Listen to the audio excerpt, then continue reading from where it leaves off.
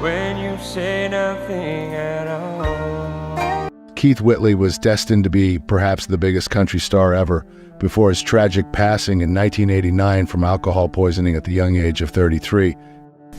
Keith Whitley was found dead in his Goodlettsville home just after noon today. Welcome to our YouTube channel, and don't forget to like, subscribe, and share the video. In May 1989, country music lost a budding star. At the time of his death, Keith Whitley was just 33 years old. His passing sent shockwaves through the country music industry that would not be forgotten, even now, by both his fans and fellow musicians alike. Keith Whitley was married to Lorrie Morgan, another rising star in country music. They had been married for 3 years. On May 5, 1989, Keith took Lorrie to the Nashville airport. She was traveling to Alaska for a promotional trip. Lorrie was about to release her debut album, Leave the Light On. Before Lorrie got on her plane, Keith gave her a card. She didn't open it. She wanted to wait until she got home. This simple act would come to hold a great deal of significance. Keith was doing well in his career. His song, I'm No Stranger to the Rain, had recently become a #1 hit. He was also set to receive an invitation to join the Grand Ole Opry. Things seemed to be falling into place. Despite his success, Keith battled alcoholism. His drinking problem began when he was a teenager. Over the years, it led to many dangerous situations. Once, Keith and a friend drove at 120 miles per hour while drinking bootleg bourbon. The car crashed. His friend died, and Keith barely survived. Another time, Keith drove over a cliff into a frozen river. He miraculously could walk away from it all with just a broken collarbone. These near-death instances became part of his life story. In 1987, Keith made an effort to get sober. For 6 months, he stayed sober and then gradually relapsed again. Keith's wife, Lorrie, put her career in the background many times to nurse him when he was drinking excessively.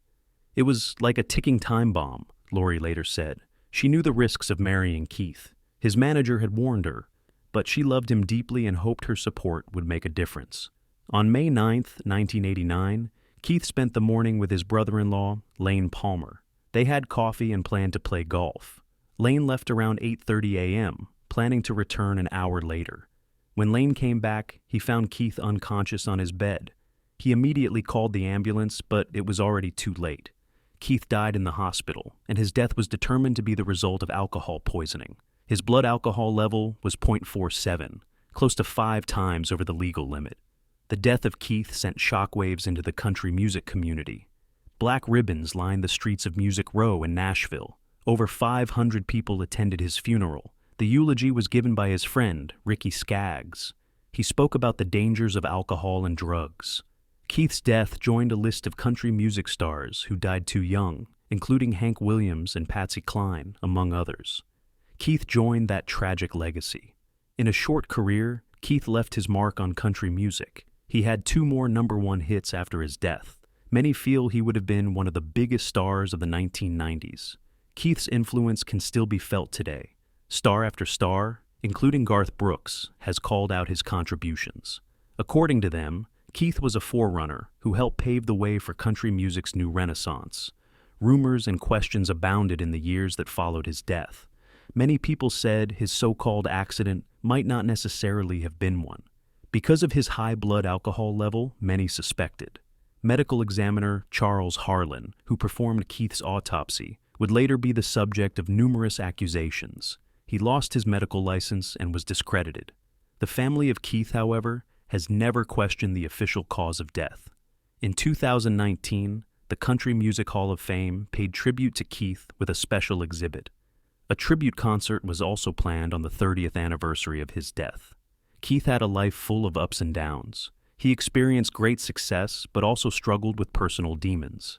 His story is one that reminds us of the hardships many artists endure. When Lorrie learned of Keith's passing, she finally opened the card he had given her. Inside was a heartfelt message.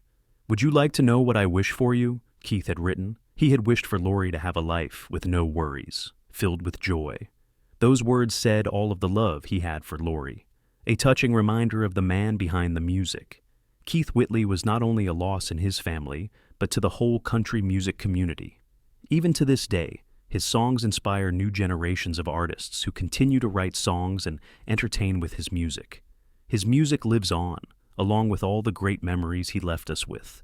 Even 30 years later, Keith Whitley's story is one of talent, struggle, and enduring love. His contributions to country music will never be forgotten.